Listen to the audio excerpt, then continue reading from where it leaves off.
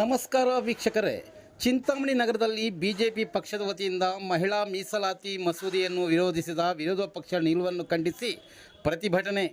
Chintamani BJP ಘಟಕವು ನಗರದ ಪ್ರವಾಸಿ ಮಂದಿರದಿಂದ ಜಾಥಾ ಮೂಲಕ ತೆರಳಿ ವಿರೋಧ ಪಕ್ಷಗಳ ವಿರುದ್ಧ ಧಿಕ್ಕಾರ ಕೂಗಿದರು. ಪ್ರತಿಭಟನೆಯ ನೇತೃತ್ವವನ್ನು ಚಿಂತಾಮಣಿ ವಿಧಾನಸಭಾ ಕ್ಷೇತ್ರದ ಬಿಜೆಪಿ ಮುಖಂಡರಾದ ಜಿಎನ್ ವೇಣುಗೋಪಾಲ್ರವರು ವಹಿಸಿದ್ದು, ಎಂಎಲ್ಸಿ ಶ್ರೀಮತಿ ಭಾರತಿ ಶೆಟ್ಟಿರವರು ಪ್ರತಿಭಟನೆಯಲ್ಲಿ ಪಾಲ್ಗೊಂಡಿದ್ದರು.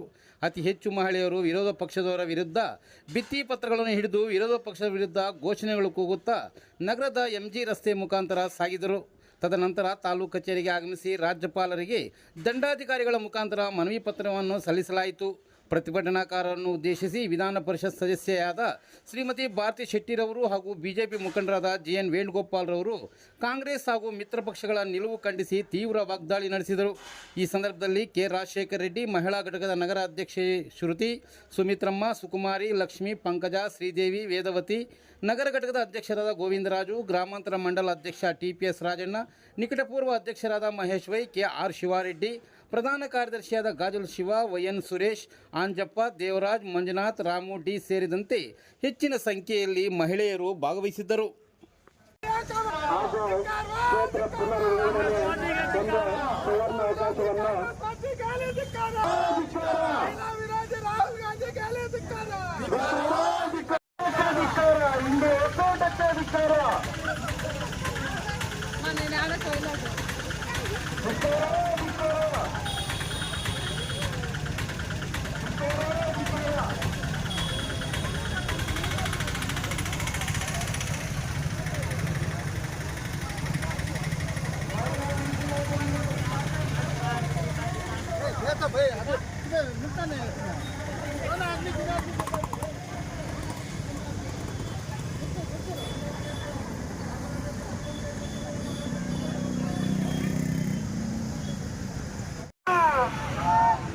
महिला विरोधी राहुल गांधी कहली धिक्कार, महिला विरोधी कांग्रेस पार्टी कहली धिक्कार, महिला विरोधी कांग्रेस पार्टी कहली धिक्कार, ಕೂಟ कहली ಧಿಕ್ಕಾರ,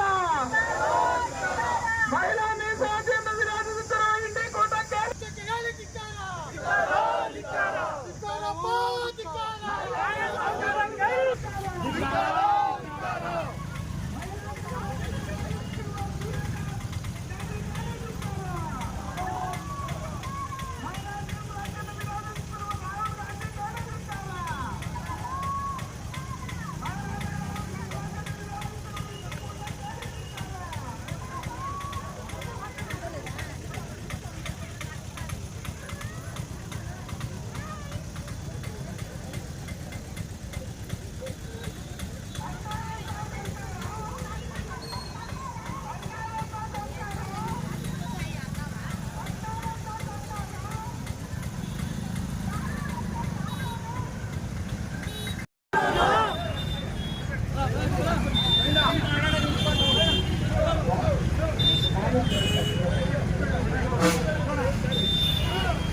महिला ಮೀಸಲಾತಿ ವಿರೋಧಿಸುತ್ತಿರುವ ಇಂಡಿ ಕೂಟ कहली ಧಿಕ್ಕಾರ,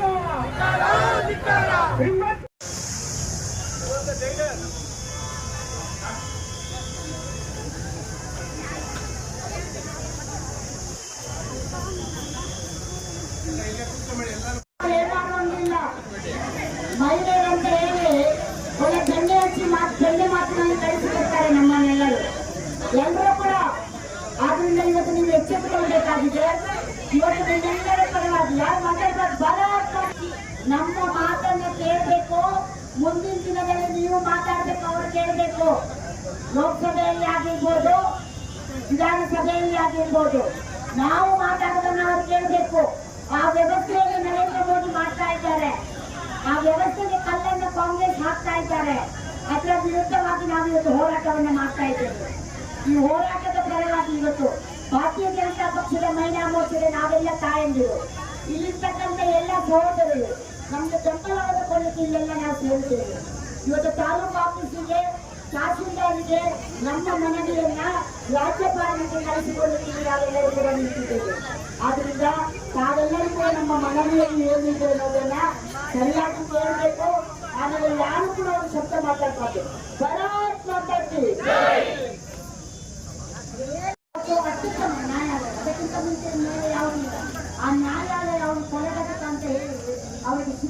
ಜೈಲಿಗೆ ಹಾಕಿದ್ರೆ ಅವರ ಪರವಾಗಿ ಮೆರವಣಿಗೆ ಹೋಗಲಿಕ್ಕೆ ನೀವು ಅವಕಾಶವನ್ನ ಈ ಸರ್ಕಾರದಿಂದ ಮಾಡಿಕೊಡ್ತೀವಿ.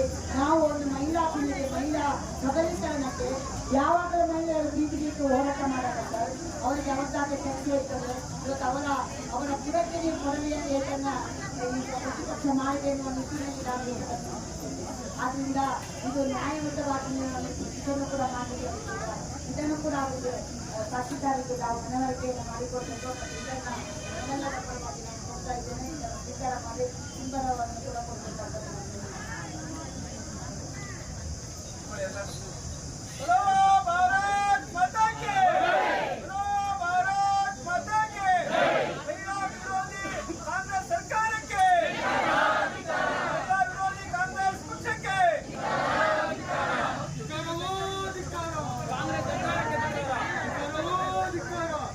ದೇಶದಲ್ಲಿ ಅರ್ಧದಷ್ಟು ಮತದಾರರು ಮಹಿಳೆಯರು ಇದ್ರೂ ಕೂಡ, ಪಾಪ್ಯುಲೇಷನ್ನಲ್ಲಿ ಶೇಕಡ ಅರ್ಧದಷ್ಟು ಮಹಿಳೆಯರು ಇದ್ರೂ ಕೂಡ ಇವತ್ತು ಮಹಿಳೆಯರಿಗೆ ಸಿಗಬೇಕಾದಂಥ ನ್ಯಾಯದ ಬಗ್ಗೆ ಆಡಳಿತಾತ್ಮಕವಾಗಿ ರಾಜ್ಯಸಭೆಯಲ್ಲಿ, ಲೋಕಸಭೆಯಲ್ಲಿ ಮಹಿಳೆಯರಿಗೆ ಸಿಗಬೇಕಾದಂಥ 33% ರಿಸರ್ವೇಷನ್ ಬಗ್ಗೆ ಇವತ್ತು ಎಲ್ಲರೂ ಕೂಡ ಹೋರಾಟವನ್ನು ಮಾಡುವ ನಿಟ್ಟಿನಲ್ಲಿ ಈ ನಮ್ಮ ವ್ಯವಸ್ಥೆ ಈ ದೇಶದಲ್ಲಿ ನಡೆದಿದೆ ಅಂತ ಹೇಳಿದ್ರೆ ನಾವೆಲ್ಲರೂ ಕೂಡ ಮಹಿಳೆಯರು, ಪ್ರತಿಯೊಬ್ಬ ನಾಗರಿಕರು ತಲೆ ತಗ್ಗಿಸುವಂತಹ ವಿಷಯ.